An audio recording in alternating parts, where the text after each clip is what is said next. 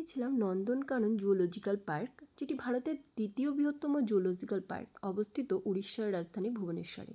এটি সাদা বাঘের প্রজনন সাফারির জন্য বিখ্যাত। সাফারির জন্য বাস, টয় ট্রেন, রোপওয়ের ব্যবস্থা রয়েছে। সাফারিগুলি এমন মনোমুগ্ধকর পরিবেশ তৈরি করে যেখানে দর্শনার্থীরা থাকে যানবাহনের ভেতরে আটকা এবং প্রাণীরা থাকে খোলা জঙ্গলে ঘুরে বেড়ানো অবস্থায়। মিনিট কুড়ির এই ড্রাইভে বাঘ, সিংহ, হরিণ ইত্যাদি অনেক কিছু দেখা পাওয়া যায়।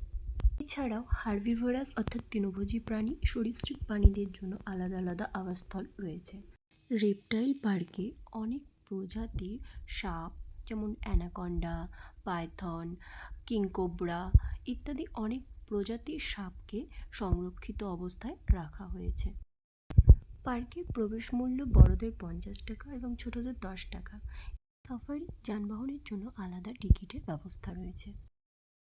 পার্কটির ওপেনিং টাইম সকাল 7:30 এবং ক্লোজিং টাইম বিকেল 5:30। আমরা ক্লোজিং টাইমের একটু আগে পৌঁছানোর জন্য অনেক কিছুই মিস করে গিয়েছি। নন্দনকাননের আক্ষরিক অর্থ স্বর্গের বাগান। সত্যি নামটি যথার্থভাবেই সার্থক।